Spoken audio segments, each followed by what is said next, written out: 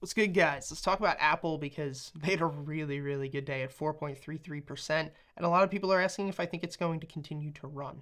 So the first thing that you're going to see here is that there are multiple bullish setups that we have on our harmonic indicator right now. So we've been talking about this in our private academy for the past couple of weeks, and I still have some Apple calls set up.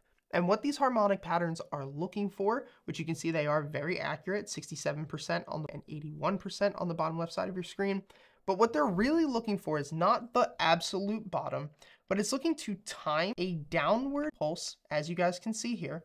And it's not looking to come back up and make a higher high and to make a full reversal, but it's looking for that natural market cadence and natural market tendency where we will come back to tap and test these targets before, in most cases, making a lower low. So the way that I used to trade harmonic patterns was actually allowing the pattern to play out and then looking to go short and take my profits at a lower low. This is a really good way to trade, and we do teach this within our private academy.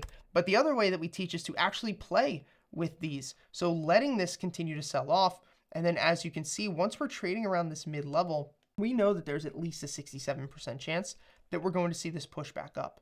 So now that this push has come back, there's a very high chance that we are going to most likely tomorrow reject at this level and pull its way back down.